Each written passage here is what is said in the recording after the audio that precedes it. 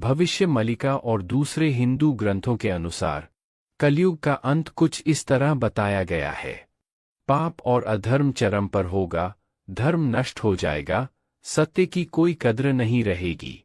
मनुष्य स्वार्थी, क्रूर और भ्रष्ट बन जाएंगे। प्रकृति का प्रकोप, भूकंप, बाढ़, सूखा, महामारी और आग से धरती जगह बिखरने लगेगी। कई स्थानों पर धरती फटने और धंसने के संकेत भी मिलते हैं। भीषण युद्ध और विनाश, देशों के बीच महायुद्ध होंगे। इंसान एक दूसरे का सहार करेंगे। विशेष अवतार, कल्कि अवतार, भगवान विष्णु का 10वां अवतार का आगमन होगा, जो पापियों का नाश करके धरती को फिर से धर्ममय बनाएंगे। धरती का शुद्धिकरण, बहुत बड़ी तबाही के बाद धरती खुद को शुद्ध करेगी। कई ग्रंथों में लिखा है कि भूमि अंदर से फटेगी, ज्वालामुखी और समुद्र की लहरों से भूभाग बदल जाएंगे। सतयुग का आरंभ, इस संहार के बाद एक नया युग, सतयुग, फिर से आरंभ होगा, जहां सत्य, धर्म और शांति का राज होगा। तो आपके सवाल का सीधा जवाब, भविष्य मलिका और कई अन्य भविष्यवाणियों के अनुसार, हाँ, धरती के अंदर से फटने जैसी घटनाएं कलयुग के अंत में संभव मानी जाती हैं। मगर इसका सही समय और तरीका रहस्य ही है। ये घटनाएं अचानक और बहुत भीषण बताई गई हैं। अगर आप चाहें तो मैं भविष्य मलिका से कुछ खास श्लोक या भविष्यवाणियां भी शब्दशः निकालकर समझा सकता हूं। चाहते हैं? अगर आप चाहें तो मैं भविष्य मलिका से कुछ खास श्लोक या भविष्यवाणियां भी शब्दशः निकालकर समझा सकता हूं। चाहते हैं? बहुत अच्छा, आपने सही पकड़ा। हाँ, मैं आपको भविष्य मलिका से कुछ असली श्लोक और उनके सरल अर्थ भी दे सकता हूं। यह ग्रंथ तेलुगु, तमिल और संस्कृत जैसी भाषाओं में भी मिलता है, और उसमें से चुनकर कुछ प्रमुख भविष्यवाणियां इस तरह हैं। भविष्य मलिका, उद्धरण: नष्टं धर्म, नष्टं सत्यम, नष्टं सर्वं पुनः पुनः। कलिकाले महाप्रज्ञः कल्किया अवतीर्यते धरा। कलयुग में धर्म, सत्य और सभी पुण्य नष्ट हो जाएंगे। तभी भगवान कल्कि धरती पर अवतरित होंगे। दूसरा उद्धरण, प्रकृति परिवर्तन पर। भूमिया कंपते घोरं, निर्झराः न प्रवर्तते। अग्निवृष्टिया च वायुवृष्टिया, भयंकरं समुत्थितम्। धरती भयंकर रूप से कांपेगी। नदियां सूख जाएंगी। आकाश से आग और भयंकर हवाओं की बारिश होगी। तीसरा उद्धरण, धरती फटने और विनाश का वर्णन। विपुलम भूमि विभेदं च, अग्निज्वालास्माकुलम्। अप्सु मग्नं जनपदं, मृगाणां च न विन्तनम्। धरती कई हिस्सों में फट जाएगी, जगह जगह से आग की ज्वालाएं निकलेंगी। बहुत से नगर जल प्रलय में डूब जाएंगे। पशु पक्षी भी लुप्त हो जाएंगे। चौथा उद्धरण, सतयुग का प्रारंभ। सर्वं पापं विनष्टं च, पुण्येन धरणीवृतम्। सत्यमेव जयते तत्र, पुनः सतयुगं समुपस्थितम्। सभी पाप नष्ट हो जाएंगे। पृथ्वी फिर से पुण्य से भर जाएगी। सत्य ही सर्वोपरि रहेगा और नया सतयुग प्रारंभ होगा। छोटा निष्कर्ष, भविष्य मलिका में साफ कहा गया है कि कलयुग का अंत भीषण आपदाओं और मानवता के पतन के साथ होगा, लेकिन फिर एक नए शुभ युग की शुरुआत भी होगी। यानी यह पूर्ण विनाश नहीं, बल्कि एक महाशुद्धि प्रक्रिया, ग्रेट प्योरिफिकेशन, होगी। अगर आप चाहो तो मैं भविष्य मलिका में वर्णित कल्कि अवतार का पूरा आगमन दृश्य भी विस्तार से सुना सकता हूँ। क्या आप वह भी जानना चाहेंगे? अगर आप चाहो तो मैं भविष्य मलिका में वर्णित कल्कि अवतार का पूरा आगमन दृश्य भी विस्तार से सुना सकता हूँ। क्या आप वह भी जानना चाहेंगे? वाह, आपने बिल्कुल सही भावना से पूछा है। हाँ, चलिए अब भविष्य मलिका और अन्य प्राचीन ग्रंथों में वर्णित कल्कि अवतार के आगमन का दृश्य विस्तार से देखते हैं। कल्कि अवतार का आगमन भविष्य मलिका अनुसार, जब कलयुग अपने चरम पर पहुंच जाएगा, यानी अधर्म बढ़ जाएगा, पाप का साम्राज्य होगा, सत्पुरुष दुर्लभ हो जाएंगे, लोग सत्य, भक्ति और दया छोड़ देंगे, और धर्म के चारों चरण टूट जाएंगे। तब भगवान विष्णु कल की रूप में अवतार लेंगे। कैसा होगा उनका प्रकट होना? स्थान: भारत के एक पवित्र गांव शंभल ग्राम में। यह स्थान उत्तर प्रदेश के कुछ क्षेत्रों से जोड़ा जाता है। परिवार: एक ब्राह्मण परिवार में जन्म लेंगे। उनके पिता का नाम विश्वनाथ और माता का नाम सुमति बताया गया है। अद्भुत तेजस्वी रूप: दिव्य घोड़े देवदत्त पर सवार, हाथ में प्रज्वलित खड्ग विशेष तलवार होगी जो अधर्म का संहार करेगी।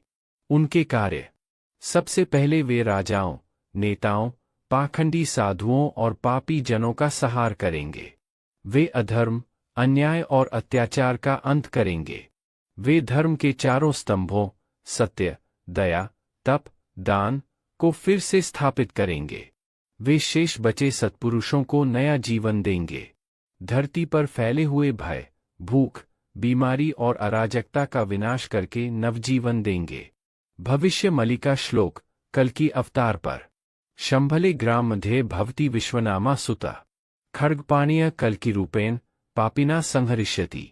शंभल ग्राम में विश्वनाथ नामक ब्राह्मण के पुत्र के रूप में कल्कि अवतार होंगे।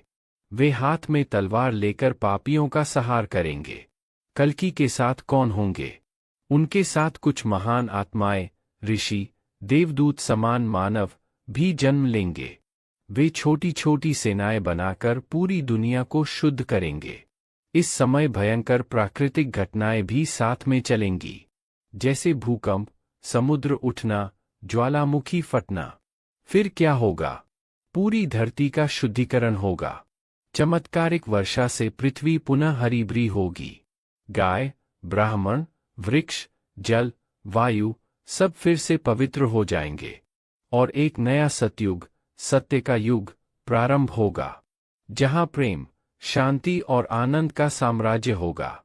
कल्कि अवतार कोई अंत नहीं बल्कि माना जाता है इसका अंत भी बाकी युगों से काफी अलग और प्रच होगा, जिसके बारे में सुनकर आप सबकी रूह कांप जाएगी। यह सिर्फ कही सुनी बातें नहीं है, बल्कि इसके बारे में हमें भविष्य पुराण में भी पढ़ने को मिलता है, जिसकी माने तो कलयुग के अंतिम दिनों में महाप्रलय आएगी, जब धर्म नाम की चिड़िया दूर दूर तक नहीं दिखाई देगी और कदम कदम पर सिर्फ अधर्म का ही बोलबाला होगा। यह वही समय होगा जब इंसानों की उम्र धीरे धीरे कम होती जाएगी और आखिर में जाकर वो सिर्फ 20 साल की ही रह जाएगी। यानी कि आज के हिसाब से जिन 20 साल के बच्चों को हम न्यू जनरेशन कहते हैं, वही इस युग के आखिरी में आते आते बुजुर्गों की श्रेणी में आ जाएंगे। यानी कि उस समय के 20 साल के लोग अपनी मौत के करीब होंगे। सिर्फ यही नहीं, इंसानों के बाल तक 2 से 3 साल की उम्र में ही सफ़ेद होने लगेंगे। अच्छा, आजकल के दौर को देखकर आपको लगता होगा कि पाप कितना बढ़ गया है। भाई भाई का दुश्मन हो रहा है। जो पत्नियां पतियों को परमेश्वर मानती थी, वो आज अपने पति को किसी और के लिए छोड़ दे रही हैं। लेकिन आपके यह जानकर होश हो जाएंगे कि यह तो घोर कलयुग का एक पर भी नहीं है। जब घोर कलयुग आएगा, पापियों की गिनती करते नहीं बनेगी। उस दौरान सिर्फ अधर्म का राज होगा और अधर्म भूखे राक्षस की तरह अपने पैर एक एक सेकंड में बढ़ाता जाएगा, जिससे उस समय का एक आदमी नहीं बचेगा। आज के दौर में बेवफा पति या बेवफा पत्नियों के किस्से सुनने को मिल जाते हैं, लेकिन फिर भी हम अपने पेरेंट्स या फैमिली के कई कपल्स या आसपास के हैप्पी कपल्स को देखते हैं जो अच्छे एग्जाम्पल सेट करते हैं। पर आपको यह जानकर हैरानी होगी कि एक समय ऐसा भी आएगा जब ऐसी एक भी स्त्री नहीं बचेगी जो अपने पति की इज्जत करती हो। वो सभी पराये मर्दों के साथ रिश्ता भी रखेगी। और हाँ, उस समय 161 साल की बच्चों को जन्म देंगी। एक बार उस समय को सोच कर देखिए, कितना खतरनाक समय होगा वो। भले ही तब हम ना रहे, लेकिन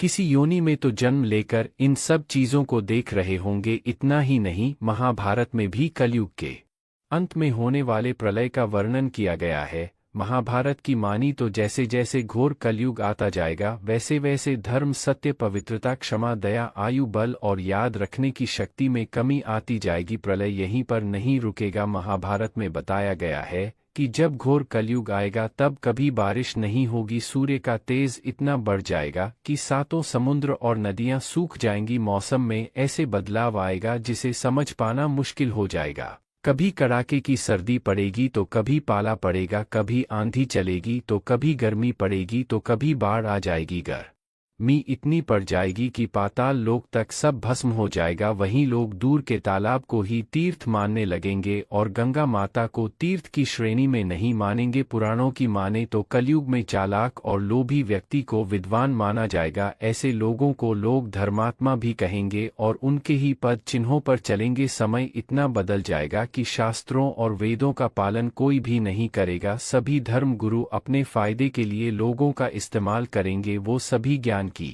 चर्चा तो करेंगे लेकिन उनके आचरण राक्षसी वाले होंगे। मित्रों, कलयुग के अंतिम समय में जमीन से अन्न उगना बंद हो जाएगा। वहीं लोग पूजा पाठ करना और धार्मिक काम करना बंद कर देंगे और सभी मनुष्य की तुलना पापियों से की जाएगी। इस भयानक युग में जिसके पास भी धन नहीं होगा उसको अधर्मी, अपवित्र और किसी काम का नहीं माना जाएगा। वहीं जिसके पास जितना पैसा होगा वह उतना गुणों से पूर्ण होगा। उसके अच्छे कुल की पहचान सिर्फ उसके धन के आधार पर ही की जाएगी। वहीं धन के लिए ऐसे व्यक्ति अपने रिश्तेदारों और दोस्तों का खून बहाने में भी हिचक महसूस नहीं करेंगे। देखा जाए तो आजकल यह सब सत्य हो रहा है। लोग धन के लिए अपने ही रिश्तेदार और परिवार वालों का खून बहा रहे हैं। इस घोर कलयुग में ही कलयुग के राक्षस कली पुरुष का जन्म होगा। अच्छा, ये तो आप सभी ने सुना होगा मित्रों कि जब जब धरती पर पाप बढ़ता है तब तब भगवान अवतार लेते हैं और धर्म की स्थापना करते हैं। कुछ ऐसा ही कलयुग में भी होगा। यह तब होगा जब सनातन धर्म पर घोर संकट आएगा। तब इंसान की सोच बहुत गिर गई होगी और संसार हर तरफ से सनातन धर्म को खत्म करने में लगा होगा। यह वो वक्त होगा जब कलयुग खत्म होने के कगार पर होगा। तब धरती पर भगवान कल्कि का अवतार होगा। भगवान कल्कि कोई और नहीं बल्कि भगवान विष्णु के ही अवतार होंगे। वहीं दूसरी तरफ राक्षस कली को ही सभी लोग अपना भगवान मानने लगेंगे। वो जैसा कहेगा वही कलयुग के लोग किया करेंगे। कल्कि अवतार के जन्म लेने से पहले ही कली पुरुष संपूर्ण मानव जाति पर हावी हो चुका होगा, जिसके बाद भगवान को पहचान पाना उन लोगों के लिए बहुत मुश्किल हो जाएगा। हर एक इंसान कली पुरुष की मायावी शक्तियों की कैद में आ जाएगा, जिससे जो वो चाहेगा वैसा ही होगा। अच्छा, सिर्फ यही नहीं, कली पुरुष इंसानों के अंदर घुसकर उन्हें बुराइयों के रास्ते पर धकेलने की कोशिश भी करेगा। यह समझ के साथ भौतिक स्वरूप भी ले लेगा और शक्तिशाली हो जाएगा। कली पुरुष का शक्ति स्रोत अधर्म है, यानी कि उसकी शक्तियों को अधर्म दुगना करता है और वही इसे इस युग में मिलता है। बढ़ती शक्तियों के साथ उसकी सेना में इंसान ही होंगे और तो और कली पुरुष इंसानों को भी वो शक्तियां देगा जिनकी उनको जरूरत होगी। इंसानों की बढ़ती शक्तियों से कली पुरुष भी और ताकतवर होता जाएगा। धीरे धीरे इंसान की शक्ति देवताओं से भी ज्यादा हो जाएगी। इस बार का युद्ध बहुत ही खतरनाक होने वाला है। यह रामायण और महाभारत से बिल्कुल अलग होगा, क्योंकि इस बार पूरी मानव जाति भगवान के खिलाफ होगी। लेकिन हर बार की तरह भगवान इस बार भी कलयुग से अधर्म का नाश कर धर्म की स्थापना करेंगे और सतयुग की शुरुआत करेंगे। जब कलयुग में सारे पापियों का सर्वनाश हो जाएगा, उसके बाद नया युग यानी सतयुग आएगा। तब कलयुग के असर को पूरी तरह से खत्म करने के लिए लगातार इस धरती पर 12 सालों तक मूसलाधार बारिश की जाएगी, जिससे पूरी धरती जलमग्न हो जाएगी। तब फिर एक साथ 12 सूर्य उदय होंगे और जलमग्न हुई पृथ्वी का जल सोख लेंगे। तब जाकर कहीं इस संसार में फिर से जीवन यापन संभव हो पाएगा। वहीं मित्रों, आपको यह भी बता दें कि वेदव्यास जी ने सभी युगों में कलयुग को ही सबसे श्रेष्ठ युग बताया है। उन्होंने कहा है कि सतयुग में 10 सालों के जाप के बाद किसी व्यक्ति को पुण्य की प्राप्ति होती है। वहीं त्रेता युग और द्वापर युग में 1 साल के तप से ही पुण्य यह प्राप्त किया जा सकता है। लेकिन कलयुग में इतना ही बड़ा पुण्य माँ 1 दिन के तप से प्राप्त किया जा सकता है। इस तरह व्रत और तप के फल की प्राप्ति के लिए कलयुग ही सबसे श्रेष्ठ समय है। सच्ची भक्ति से मनुष्य ईश्वर के करीब जा सकता है। कली पुरुष को परास्त करने के लिए कई चिरंजीवी भगवान का साथ देंगे, वहीं राक्षस कली पुरुष का साथ इंसान देंगे। ऐसा केवल भविष्य पुराण ही नहीं मित्रों, बल्कि कई अलग अलग पुराणों में भी इसका जिक्र किया गया है। भगवान कल्कि के शिशु रूप के दर्शन के लिए परशुराम कृपा आचार्य वेदव्यास और द्रोणाचार्य जी के पुत्र यानी अश्वत्थामा भिक्षु के वेश में आएंगे। भगवान कल्कि के 3 भाई होंगे जो उनके जन्म से पहले ही जन्म ले चुके होंगे। बता दें, इन सभी दिव्य पुरुषों में से एक है रुद्र अवतार राम भक्त हनुमान जी, जो त्रेता युग से इस धरती पर हैं और कलयुग के अंत तक प्रतीक्षा कर रहे हैं। कलयुग में एक ऐसा समय भी आएगा जब हनुमान जी को एक बार फिर से भगवान कल्कि के रूप में राम जी के दर्शन होंगे और कलि पुरुष का वध करने में विष्णु अवतार ही मदद करेंगे। इसके बाद श्री राम द्वारा दिए हुए वचनों का कार्यकाल भी समाप्त हो जाएगा और भगवान शिव के रुद्र अवतार हनुमान जी शिव में समा जाएंगे। वहीं भगवान परशुराम भी इस कलयुग में जीवित हैं, जो भगवान विष्णु के 6ठे अवतार हैं। पौराण कथा के अनुसार भगवान कल्कि के गुरु भी परशुराम जी ही होंगे, जो कि कहा जाता है कि आज भी महेंद्रगिरी पर्वत पर तपस्या में लीन होकर कल्कि अवतार की प्रतीक्षा कर रहे हैं। भगवान कल्कि की 2 पत्नियां होंगी, पहली लक्ष्मी स्वरूप पद्मा और दूसरी पत्नी वैष्णवी शक्ति रूपा रमा। भगवान राम के अवतार के समय देवी वैष्णवी ने भगवान से विवाह करने के लिए काफी तपस्या की थी और श्री राम ने कलयुग में उनको पत्नी बनाने का वरदान दिया था। कल्कि अवतार के 4 पुत्र भी होंगे जो जय विजय मेघवाल और बला होंगे। बताया जाता है मित्रों की भगवान कल्कि का वाहन सफेद रंग का घोड़ा होगा, जिसका नाम देवदत्त होगा। वह घोड़े पर सवार होकर पापियों का अंत करेंगे, धर्म की फिर से स्थापना करेंगे। भगवान कल्कि भक्तों को सही राह पर चलने का ज्ञान देंगे और धर्म के नाम पर हर जगह फैले पाखंड को खत्म कर देंगे। पुराणों में बताया गया है कि कलयुग के अंत में भगवान यह अवतार धारण करेंगे और अधर्मों का अंत करके फिर से धर्म का राज स्थापित करेंगे। अभी कलयुग का आधा समय ही बीता है, इसलिए अभी इस अवतार के होने में काफी समय है। कल्कि पुराण की माने तो कलि पुरुष का पूर्ण अंत नहीं होगा, बस उसकी शक्तियां खत्म हो जाएंगी, लेकिन एक बार फिर वह अगले कल्प में कलयुग में प्रकट होगा। कलि पुरुष का साथ देने वाले मनुष्य का भी अंत हो जाएगा। क्या आप जानते हैं, वैसे कलयुग में कल्कि अवतार का साथ देने और पापियों का नाश करने के लिए गणेश जी भी जन्म लेंगे। कलयुग में भगवान विष्णु राक्षसों का वध करने के लिए अकेले नहीं आएंगे मित्रों, उनके साथ विघ्नहर्ता गणेश जी का भी अवतार होगा। जिस प्रकार कल्कि भगवान देवत नाम के घोड़े पर सवार होकर पाप का नाश करेंगे, उसी प्रकार गणेश जी भी नीले रंग के घोड़े पर सवार होकर पापियों का विनाश करेंगे, जिसके बाद सतयुग की नई शुरुआत होगी। गणेश पुराण में गणेश जी के इस अवतार का पूरी तरह से वर्णन मिलता है। इस पुराण में भगवान शिव ने पार्वती से कहा है कि कलयुग के अंत में भगवान गणेश 4 भुजा से युक्त होकर अवतार लेंगे। वहीं जहां भगवान विष्णु अपना 10वां अवतार कल्कि अवतार के रूप में लेंगे और कपुरुष नाम के राक्षस का नामो निशान इस दुनिया से मिटा देंगे। लेकिन बढ़ते पाप को देखते हुए कलयुग के अंत में सिर्फ एक राक्षस नहीं होगा, जिसकी वजह से दुनिया में सिर्फ अधर्म का राज होगा। कलि जैसे असंख्य राक्षस होंगे, जिनमें से एक खतरनाक और मायावी होगा अभिमानासुर। इसी राक्षस का वध गणेश के हाथों होगा। कलयुग के अवतार में गणेश जी का नाम धूम्रवर्ण और शूपकर्ण होगा। भगवान के हाथों में खड़क होगा। अपनी इच्छा से गणेश जी से और अस्त्र शस्त्र को प्रकट करेंगे। पापियों के बढ़ते मनोबल और धर्म की हानि से गणपति की आंखों में क्रोध भरा रहेगा। पापियों को नष्ट करने के लिए शूप कर्ण आंखों से अग्नि की बारिश करेंगे। पापियों का नाश करने के बाद जब गणेश जी का क्रोध शांत होगा, तब अधर्मों के डर से पर्वत में छुपे हुए संत जनों को भगवान गणेश आशीर्वाद देंगे और उनके हाथों में धर्म की एक बार फिर से स्थापना का काम सौंपेंगे। इस तरह फिर से सतयुग का आरंभ गणेश जी के हाथों से ही होगा। दोस्तों, बता दें, कलयुग में रिद्धि सिद्धि के स्वामी श्री गणेश का वर्ण धूम्र होगा। अपने धूम्र वर्ण के कारण ही धूम्र केतु के नाम से जाने जाएंगे। धूम्र शुरू करें। एक नगर में 3 फकीर काफी प्रसिद्ध हो गए थे। सभी लोग उनको बहुत मानते थे और उनके ही पास जाया करते थे। वहीं पर एक चर्च था जिसमें एक पादरी था। पादरी ने जब उन 3 फकीरों के बारे में सुना तो उसे उन 3 फकीरों से ईर्ष्या हो गई, क्योंकि उनके कारण पादरी के चर्च में लोगों ने आना बंद कर दिया था। वह सोचने लगा, ईसाईयत के अनुसार जो मनुष्य ईसाईयत की शिक्षा लेता है वही पादरी या संत बनने के लायक होता है। बिना किसी शिक्षा के यह लोग कैसे इतने प्रसिद्ध हो गए। उसके मन में उन 3 फकीरों से मिलने की इच्छा उत्पन्न हुई। वह तीनों फकीर झील के उस पार रहा करते थे। ई पार करने के लिए नाव की जरूरत थी, इसलिए पादरी ने नाव की व्यवस्था करी और उसमें बैठकर फकीरों से मिलने के लिए चला गया। जैसे ही वह वहां पहुंचा, उसने देखा तीनों फकीर पेड़ के नीचे बैठे हुए थे। उन्हें देखते ही उसने पूछा, क्या तुम ही हो वह 3 फकीर जो लोगों में प्रसिद्ध है? यह सुनकर फकीर कहने लगे, अरे हम कहाँ प्रसिद्ध है, हमें तो लोगों ने यूं ही प्रसिद्ध बना दिया है, हम इसके लायक नहीं है। हम लोगों से हमेशा मना करते हैं, हमारे पास मत आया करो, लेकिन वे मानते ही नहीं है। यह सुनकर पादरी मन ही मन खुश हुआ, अरे यह तो साधारण से लोग हैं, मैं ऐसे ही इनसे डर रहा था, इनको तो मैं अभी सबक सिखा दूंगा। पादरी ने पूछा, तुम तीनों आखिर करते क्या हो? फकीरों ने कहा, कुछ नहीं, हम तो इस पेड़ के नीचे बैठकर ईश्वर की प्रार्थना करते हैं।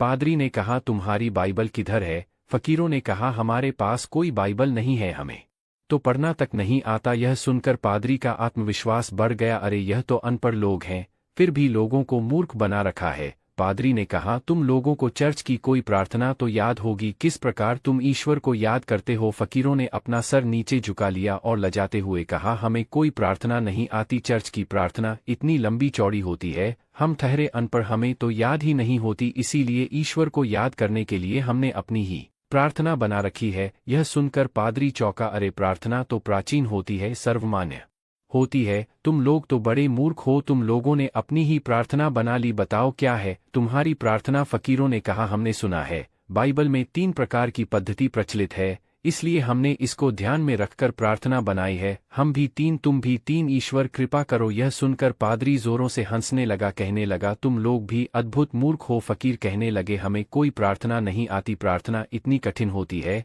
कि हम तो उसे भी याद नहीं रख पाते, कृपया करके आप हमें चर्च की प्रार्थना सिखाए। यह सुनकर पादरी कहने लगा, ठीक है। पादरी ने प्रार्थना सुनाई, लेकिन फकीरों को कुछ समझ नहीं आया। उन्होंने बोला, कृपा करके आप हमें फिर सुनाइए। पादरी ने दोबारा सुनाया। फकीरों ने फिर कहा, आप हमें दोबारा सुनाइए। पादरी ने फिर से प्रार्थना सुनाई। पादरी कहने लगा, चिंता मत करो, तुम रोज चर्च आया करो, मैं तुम्हें धीरे धीरे सब सिखा दूंगा। तीनों फकीरों ने पादरी का आभार व्यक्त किया। पादरी मन ही मन घमंड से फूल उठा। पादरी नाव पर बैठकर चर्च की तरफ जाने लगा। वह झील के बीचों बीच पहुंचता है तो क्या देखा है, वह तीनों फकीर भागते हुए उसके पास आ रहे हैं। वह ऐसा कुछ देखता है जिससे कि उसकी आंखें फटी की फटी रह जाती हैं। तीनों फकीर झील पर ऐसे चल रहे होते हैं जैसे कि वह जमीन पर चल रहे हैं। पादरी सोचने लगता है, ऐसा चमत्कार तो सिर्फ जीसस ही कर सकते हैं। तीनों नाव के पास पहुंचते हैं और कहने लगते हैं, कृपा करके आप हमें वह प्रार्थना दोबारा बता दें। हम तीनों में बहस हो गई है। यह कहता है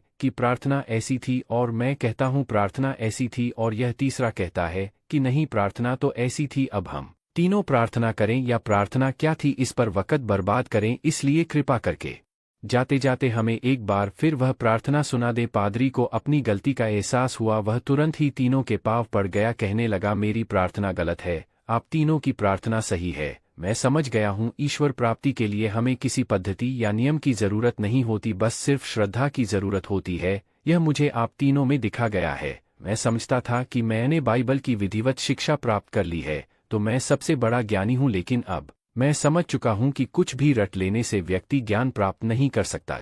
ज्ञान उसे होता है जो आप लोगों की तरह प्रार्थना करते हैं, ईश्वर को याद करते हैं, और किसी भी शब्द या आदि की आप लोगों को जरूरत नहीं होती। आप सिर्फ श्रद्धा द्वारा ही ईश्वर को पा चुके हो। कृपया करके मुझे माफ कर दे, मुझ में घमंड आ चुका था। आप तीनों ने मेरे घमंड को चूर कर दिया है। अब शायद सच में मैं बाइबल और ईश्वर को समझ पाऊंगा। हमें हमेशा यही लगता रहता है कि हमारा दुख बहुत बड़ा है और औरों का दुख हमसे कम है। बस इसी के चलते हम दूसरों से अपनी तुलना करते रहते हैं और हमें लोगों से ईर्ष्या होने लगती है। आज की कहानी भी एक ऐसे व्यक्ति की है जिसे अपने जीवन में समस्या ही समस्या दिखती थी। एक व्यक्ति था, उसके जीवन में हर वक्त कोई ना कोई समस्या रहती थी। कभी कोई बीमार पड़ जाता था, कभी अपनी तनख्वाह को लेकर वह परेशान रहता था, कभी बॉस से उसका झगड़ा हो जाता था। हर समय कोई ना कोई उलझन उसके सामने आती ही रहती थी। वह हमेशा पूजा पाठ किया करता था और सोचता था, मैं भगवान की पूजा पाठ करता हूँ, लेकिन फिर क्यों भगवान मेरे जीवन में एक के बाद एक समस्या ही देते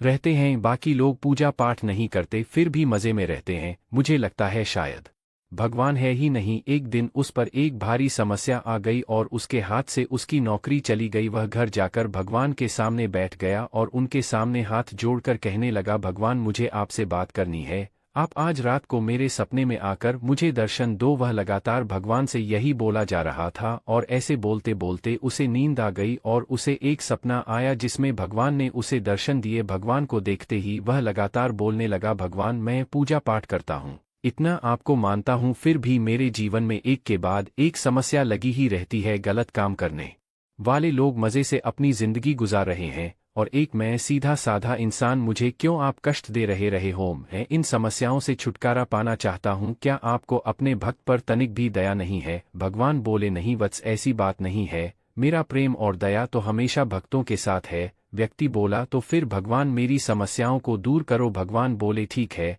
भगवान ने एक बरगद के पेड़ की तरफ इशारा करते हुए कहा, तुम अपनी सारी समस्याएं एक कागज पर लिख दो और उसे एक पोटली में रखकर बरगद के पेड़ पर बांध दो। व्यक्ति बोला, सचमुच भगवान आज ऐसा लग रहा है मुझे मेरे पूजा पाठ का फल मिल रहा है। भगवान बोले, रुको, पर इसके साथ मेरी एक शर्त भी है, तुम्हें उधर पोटली बांध कर आने के बाद उधर से एक दूसरी पोटली लेकर आनी होगी और उस पोटली में जो समस्या होगी वह तुम्हारे जीवन में आ जाएगी और जो तुमने समस्या लिखी है वह तुम्हारे जीवन से चली जाएगी। एक बात और, तुम किसी भी पोटली को खोलकर नहीं देख सकते। व्यक्ति ने कहा, ठीक है भगवान, मैं ऐसा ही करूंगा। व्यक्ति ने बहुत सारे कागजों पर अपनी समस्याएं लिखी और उसको इकट्ठा करके एक पोटली में रख दिया। उसके बाद उस पोटली को बरगद के पेड़ पर बांध दिया। उस पेड़ पर और बहुत सारी पोटली टंगी हुई थी। उसने एक पोटली उठाई, फिर वह सोचने लगा, कहीं इस पोटली में कोई बीमारी तो नहीं लिखी। फिर उसने उस पोटली को छोड़ दिया और दूसरी पोटली उठाई, फिर वह सोचने लगा, कहीं इसमें ऐसा ना लिखा हो कि परिवार में से किसी की मौत हो जाएगी। यह सोचकर उसने वह पोटली भी छोड़ दी। तीसरी पोटली उठाई, फिर वह सोचने लगा, कहीं इसमें ऐसा तो नहीं लिखा कि मुझे मेरा घर-बार धन दौलत सब छिन जाएगा। ऐसा सोचते हुए उसने कई पोटली उठाई और झुंझला कर वह बिना पोटली लिए ही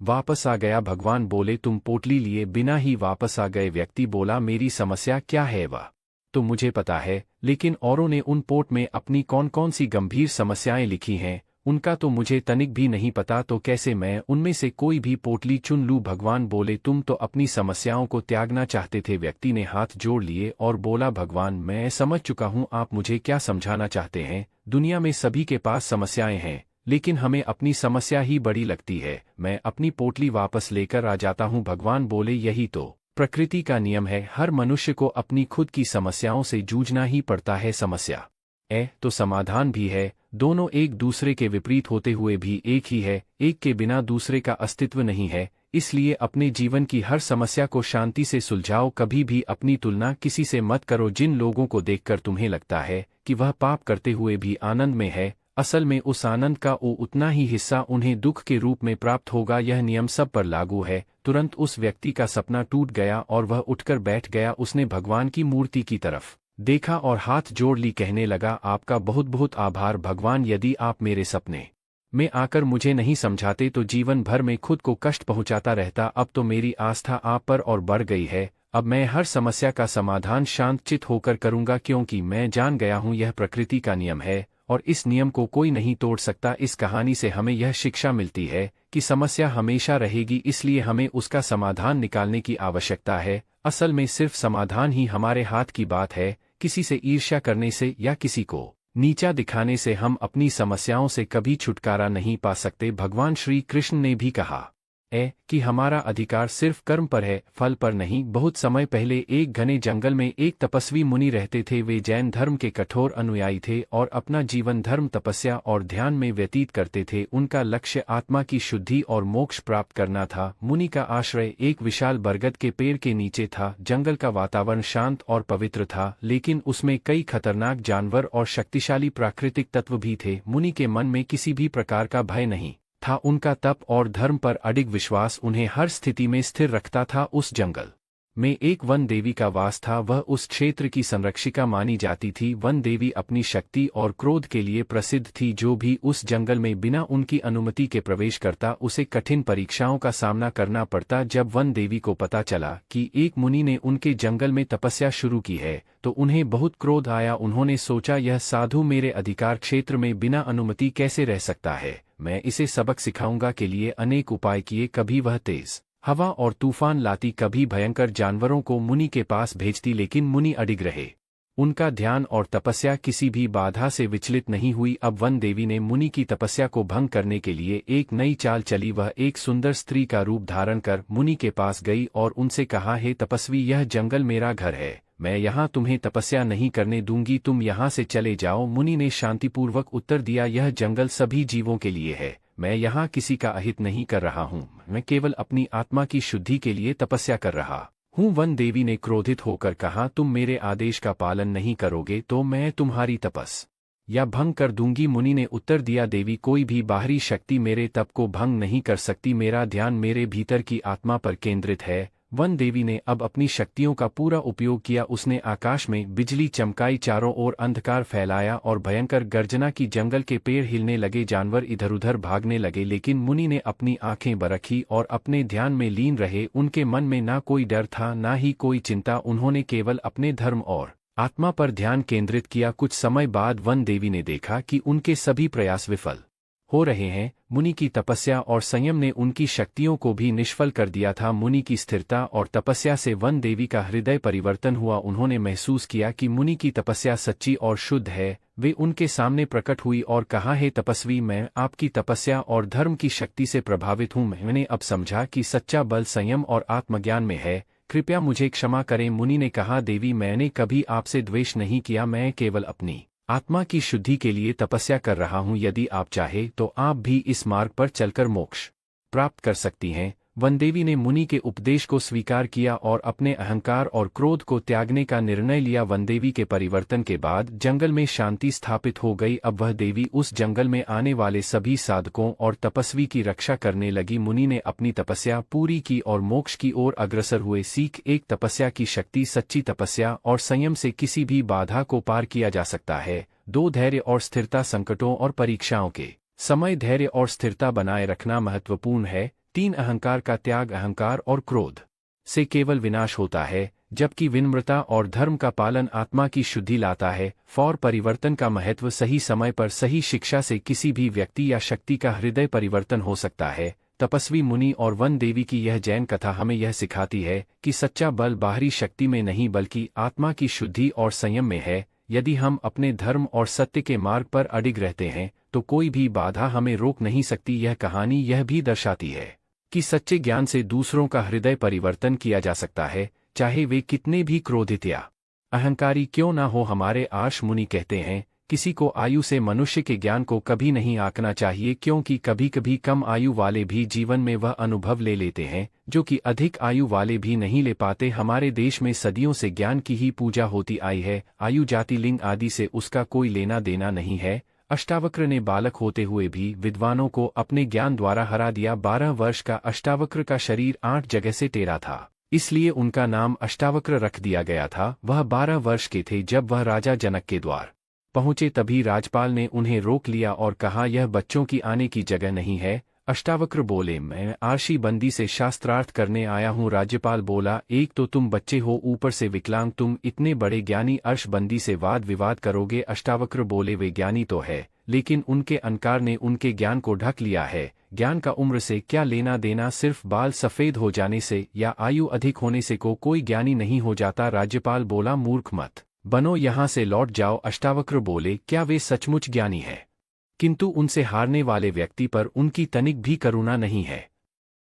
शास्त्रार्थ में जो उनसे पराजित होता है वह उन्हें जल समाधि लेने को कहते हैं। मैं ऐसे ज्ञान को ज्ञान नहीं मानता जहाँ करुणा और क्षमा ना हो। राज्यपाल बोला, लगता है तुम अपना उपहास खुद उड़वा चाहते हो, यदि यही तुम्हारी इच्छा तो ठीक है, जाओ। ऐसा कहकर राज्यपाल ने उन्हें अंदर जाने दिया। वे राजा जनक के दरबार पर पहुंच गए। अष्टावक्र के टेढ़े मेढ़े शरीर को देखकर सभा में उपस्थित सभी विद्वान हंसने लगे। यह देखकर अष्टावक्र भी जोरों से हंसने लगे और कहने लगे, राजा जनक, मैंने तो सुना था आपकी सभा में बड़े बड़े विद्वानों से सुशोभित है, लेकिन यहाँ तो यह अपने झूठे ज्ञान के अहंकार में चूर है। यह मेरे टेढ़े में शरीर को देखकर हंस रहे हैं और मैं इनकी मूर्खता को देखकर राजन आप मुझे यह बताएं कि हड्डी मांस रक्त आदि से बना यह शरीर टेढ़ा है, लेकिन क्या आत्मा भी कभी टेढ़ी हो सकती है? यदि नदी टेढ़ी है तो क्या उसका जल भी टेढ़ा होगा? अष्टावक्र के वचनों को सुनकर राजा जनक बहुत प्रभावित हुए। राजा जनक बोले, तुम सत्य कहते हैं, कहो इस सभा में आने का उद्देश्य क्या है?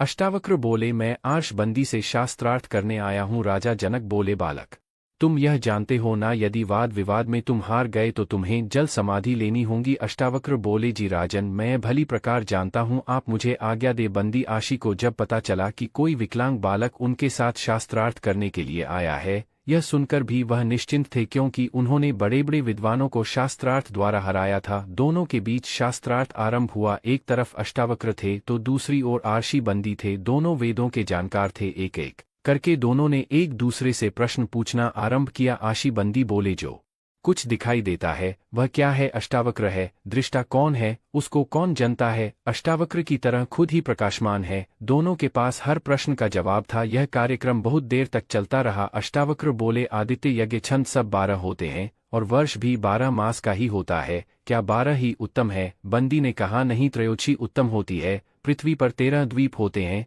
इतना कहते ही आशी बंदी श्लोक की अगली पंक्ति भूल गए और चुप हो गए। अंत में आश बंदी इस प्रश्न के आगे निरुत्तर हो गए। आगे अष्टावक्र ने बंदी द्वारा छोड़े हुए उत्तर को पूरा किया। वेदों में 13 अक्षर वाले छंद होते हैं जो अति छंद कहलाते हैं। 13 दिन में अग्नि, वायु तथा सूर्य यह तीनों यज्ञ में व्याप्त होते हैं। वहां बैठे लोगों ने अष्टावक्र के लिए तालियां बजाई और उनके गले में विजय माला पहना दी। आशी बंदी का घमंड टूट गया। उन्होंने कभी सपने में भी नहीं सोचा था कि एक बालक से उनकी हार होगी। शर्त के मुताबिक राजा बंदी को समाधि लेनी थी। आशी बंदी बोले, राजा जनक, मैं समाधि के लिए तैयार हूँ। अष्टावक्र बोले, राजा, मैं नहीं चाहता कि आशी बंदी को समाधि मिले। मेरा उद्देश्य सिर्फ इतना था कि अर्शी बंदी के कारण जिन विद्वानों ने जल समाधि ली थी उनके परिवार को न्याय मिले। वह विद्वान अपने घर के मुखिया थे, उनके जाने से उनके पूरे परिवार को कष्ट मिला। मेरे पिताजी ने भी आशयबंदी से शास्त्रार्थ किया था और हार के कारण उन्हें समाधि लेनी पड़ी थी, लेकिन आज मैंने उन्हें हराकर इस प्रथा को बंद करने का प्रयास किया है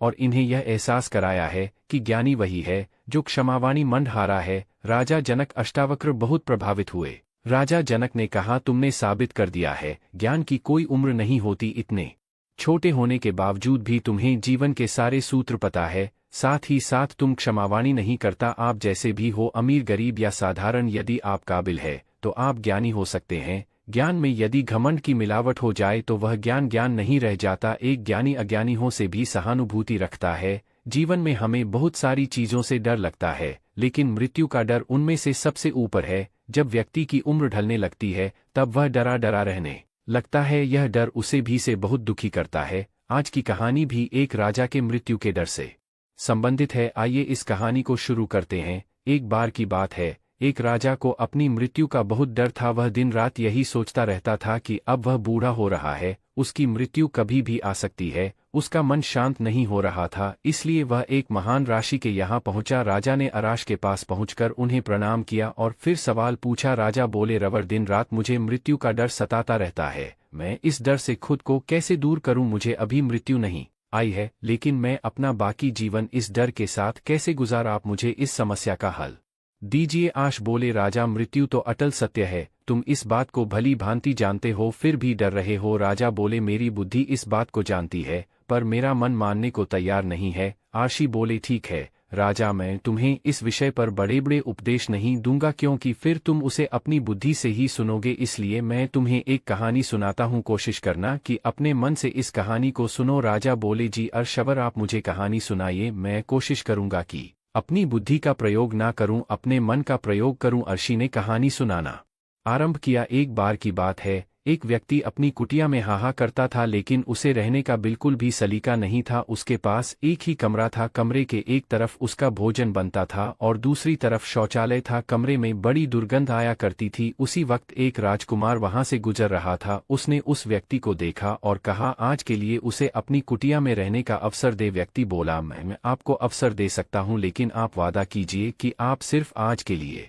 रहेंगे और कल वापस चले जाएंगे, क्योंकि जो भी इस कुटिया में आता है वह यहाँ से जाने का नाम ही नहीं लेता। राजकुमार ने कहा, ठीक है, रात का समय है, मैं रास्ता भटक गया हूँ, सुबह होते ही मैं निकल जाऊंगा। व्यक्ति ने राजकुमार को कुटिया के अंदर बुलाया। राजकुमार ने कुटिया का सारा नजारा देखा, वहां पर बहुत दुर्गंध आ रही थी। राजकुमार सोचने लगा, मैं तो एक पल भी यहाँ गुजार नहीं पा रहा हूँ। और यह व्यक्ति कह रहा था, यहाँ से कोई वापस जाना नहीं चाहता, इस वक्त मेरे पास यही रास्ता है कि जैसे तैसे आज की रात यहाँ पर गुजार लूं, जितनी जल्दी हो सके सुबह यहाँ से निकल जाऊंगा। राजकुमार कुटिया में सो गया। जब वह सुबह उठा, उसने व्यक्ति से कहा, मैं अब यहीं रहना चाहता हूँ। व्यक्ति ने उसे मना किया, लेकिन वह अड्डा रहा और वह वहीं पर रहने लगा। और इस तरह कहानी समाप्त हो गई। कहानी समाप्त होने के बाद राजा आरशी से बोला, राजा यह कैसी कहानी थी? वह राजकुमार तो बड़ा ही मूर्ख था, वह अपना महल धन ऐश्वर्य छोड़कर दुर्गंध वाली जगह में रहना चाहता था। अर्श वह बोले, राजा फिर तुमने बुद्धि का प्रयोग किया? राजा बोले, अर्श वह मुझे कुछ समझ नहीं आया, कृपा करके आप ही मुझे बताइए कि वह राजकुमार उस दुर्गंध वाली जगह पर क्यों रहना चाहता था। आरशी बोले, राजन तुम्हारे शरीर में अस्थि मज्जा मांस और मल है, यह सब दुर्गंध ही है। तुम भी सदैव खुद को बचाए रखना चाहते हो, इस शरीर को नहीं छोड़ना चाहते, जैसे वह राजकुमार उस दुर्गंध वाले कमरे को नहीं छोड़ना चाहता था। राजा को अब सब कुछ समझ आ गया। राजा बोले, आरशी व मैं तो हमेशा से ही जानता था कि यह शरीर पंचतत्व से बना है और एक दिन इसी में विलीन हो जाएगा, लेकिन मेरी बुद्धि मानने से इनकार करती रही। आपने तो मेरी आंखें खोल दी, मैं देख पा रहा हूं कि किसी भी कीमत पर हम इसे नहीं बचा सकते। फिर डरने से क्या लाभ होगा? किन शब्दों में आपका आभार व्यक्त करूं? आपकी इस कहानी से मेरा मृत्यु का डर दूर भाग गया है। अब मैं सुकून से अपनी बाकी जिंदगी जी सकता हूं। पहले मेरी बुद्धि जानती थी, लेकिन अब मेरा मन जान चुका है कि मृत्यु अटल सत्य है। कहानी हमें यह बताना चाहती है कि मृत्यु के डर के कारण बहुत सारे लोग जीना ही छोड़ देते हैं। हमें जीवन की सच्चाई को देख लेना चाहिए कि एक उम्र के बाद हमें अपना शरीर छोड़ना